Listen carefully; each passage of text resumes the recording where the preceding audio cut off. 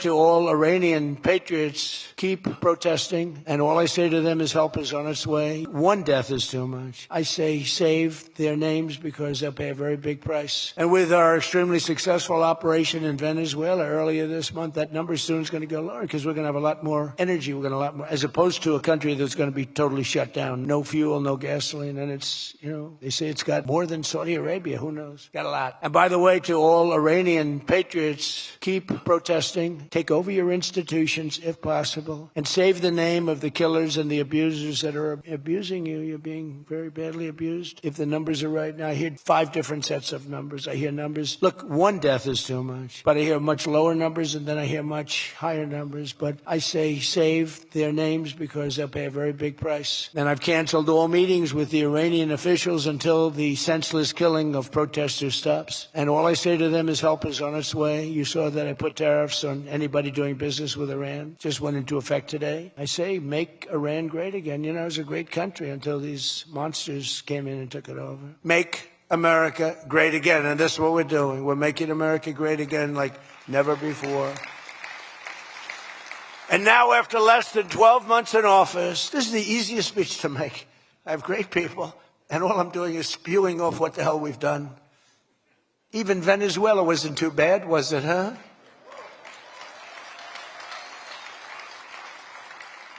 But you have people, Democrats, they say, I don't know if we should have done Venezuela. I don't know. Anybody that says that hates our country, okay? That was as flawless an attack as there has ever been. And they asked us to help them.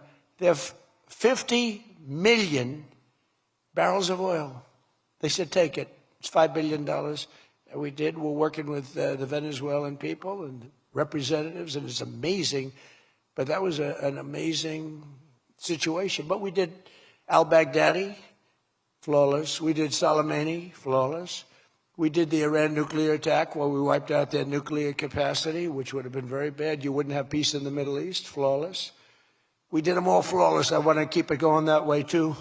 I like flawless. Think about Jimmy Carter, the great Jimmy Carter, with the helicopters crashing, the hostages all over the place. Remember that one? Think about Sleepy Joe Biden with Afghanistan. What a disaster. The most embarrassing day in the history of our country, in my opinion. Stagflation. How many times have you heard the word? We hit it with Joe. We hit everything. What a disaster. Meaning low growth and high inflation. How does that work? Not good. So you have lousy growth and high inflation. In fact, it's the lowest growth ever and the worst inflation in the history of our country. That is really tantamount to not having a good 4 years, right? In other words, Sleepy Joe and the people that ran the auto pen were a complete and total disaster for our nation. They were a disaster for our nation. Had they won the election less than 1 year ago, we would have been, as I've often said, Venezuela on steroids. Now I'm Venezuela's biggest fan. We're working with them, but they came down from a very high number to a disaster, a disaster. And we would have been Venezuela on steroids, and we're bringing Venezuela back, and we're going to be great for Venezuela, great for our country. We're taking in, as I said, there was the tariff that made America strong and powerful in past generations, and then we got off it and we went to the income tax system. Great going, fellas. We were the strongest in 1887, relatively speaking. That was around the McKinley time, Teddy Roosevelt and some others, but we were really strong. It was all tariffs. And I know what happened. Some of these countries got together and they say, hey, convince the United States that it's no good, the tariff system is unfair to us. And so some genius, I know who, I don't want to get into it, but some genius said, let's go to an income tax system. So instead of foreign companies and countries paying everything, the people started paying. And then after that, you had a depression, but that was a long time. That was in like 1913, you had the tariff switched into income tax. And then in and they like to blame tariffs. You ever notice they blame tariffs? No, they brought tariffs back in 1932. They brought them back to try and save the sucker. But it was in 1929, because a lot of people, the anti-tariff people. Now, an anti-tariff person is a pro-Chinese person, like Coke. This guy's fought me in every election I've ever been in, and I've kicked his ass. He inherited a lot of money. And I don't know the gentleman. But he fights me, and then he goes out and says, I made more money with Trump than I ever made in my life. And then he supports these other people that were total losers. Gives them a lot of money, but he made more money. Everybody makes money with me. I always made money for people. Now it's tariffs that are making money for Michigan, and the entire country is stronger and safer and richer than ever before outside of that period of time. Now, if they had what was called the Great Tariff Act of 1887 or something like that, and it was a great group of people like yourselves, they picked really smart people to sit on a committee. They had so much money, they didn't know what to do with it, and they wanted to have the money given away. You know, we built the Panama Canal out of tariffs. We did a lot of things. Panama Canal was the single biggest investment, relatively speaking, that this country's ever made. Would be the equivalent of trillions of dollars today. And Jimmy Carter gave it away for $1. Because now if they want to come in and build the plant and hire you and hire your friends and your neighbors, that's great. I love that. Let China come in, let Japan come in. They are. And they'll be building plants, but they're using our labor.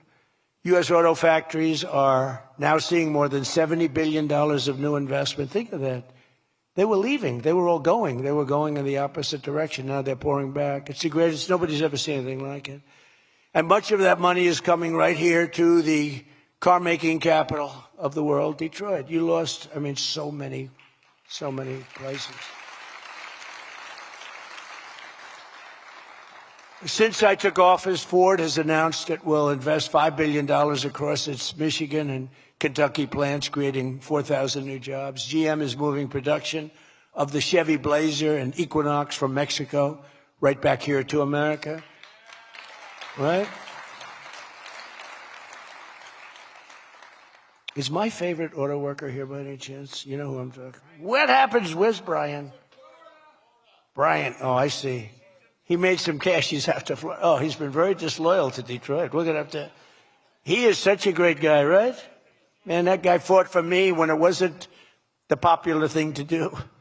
He fought for me from day one. Well, you tell him I said hello to him, all right? That guy, he got it. 4 years ago, he got it, right at the beginning. He understood it better than anybody, better than the great economists. They had no clue. And Stellantis is investing $13 billion to expand its U.S.-based manufacturing plant by more than 50%.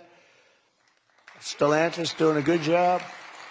Never before has an administration achieved such sweeping and dramatic turnarounds as have taken place just in this very short period of time. You're talking about 11 months.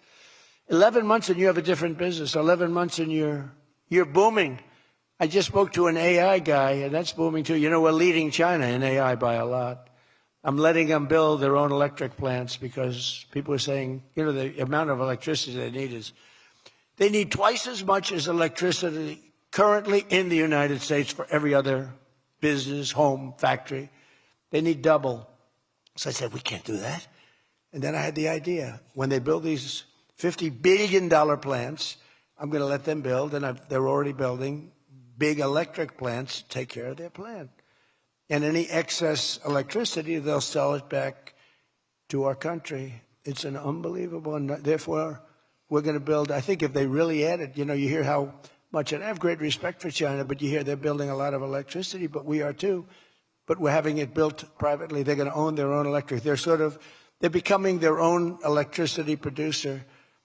And when they heard this idea, they thought it was great, but they didn't take it seriously because they said it's too good to be true. But then they realized that I was serious. They were getting them 2 and 3 week approvals. They don't have to wait for 20 years before they get rejected. In the old days, they had to wait for 20 years, and then they get rejected at the end of 20 years. Guys would give up their whole career trying to get one approval, and then they get rejected. In every aspect of our agenda, we're putting America first, and nothing will stand in our way. Nothing's going to stand in our way. Nothing. They have horrible policy. Thank God they have horrible policy because they're smart, they're evil, they're vicious, but they're bad policy. For instance, you could be a genius and try selling men playing in women's sport. You could be a genius, try selling transgender for everybody, open borders, let the world come in. Let the world's prison population come into the United States, including all of the murders, 11,888. That's what we're trying to get out of Chicago and Minnesota and these places. So they stick together, which I admire because I'm a very loyal person, but they have horrible policy. Can you imagine if they had good policy? They were on this morning talking all the reasons that men should be playing in women's sports. They had a football guy there, flag football. This guy was like 6'6". He weighed 290 pounds with zero body fat. And they had a few young women. They were the size of his leg.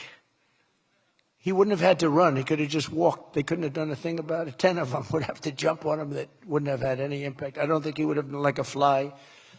It's so ridiculous. It's so demeaning to women. It's so demeaning. Look at the weightlifting records. I mean, the record got beaten by 112 pounds, a record that stood for 18 years.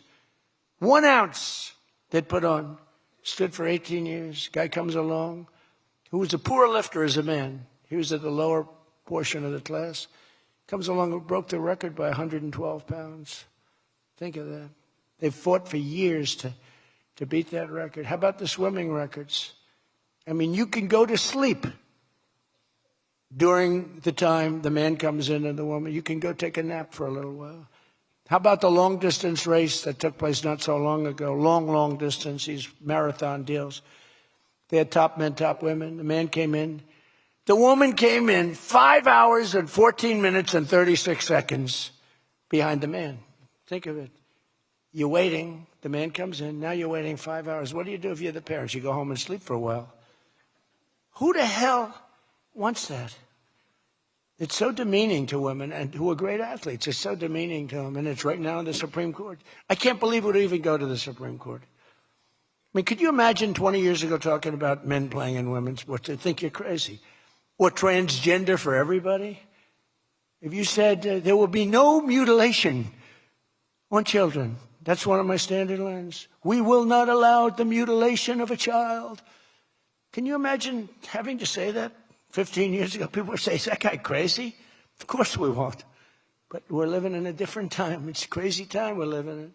And with our extremely successful operation in Venezuela earlier this month, that number soon is going to go lower because we're going to have a lot more energy. We're going to have a lot more, as opposed to a country that's going to be totally shut down. No fuel, no gasoline. And it's, you know, they say it's got more than Saudi Arabia. Who knows? It's got a lot. And by the way, to all Iranian patriots, keep protesting, take over your institutions if possible, and save the name of the killers and the abusers that are abusing you. You're being very badly abused. If the numbers are right now, I hear 5 different sets of numbers. I hear numbers. Look, 1 death is too much. But I hear much lower numbers, and then I hear much higher numbers. But I say save their names because they'll pay a very big price. And I've canceled all meetings with the Iranian officials until the senseless killing of protesters stops. And all I say to them is help is on its way. You saw that I put tariffs on anybody doing business with Iran. Just went into effect today. And I say make Iran great again. You know, it was a great country until these monsters came in and took it over.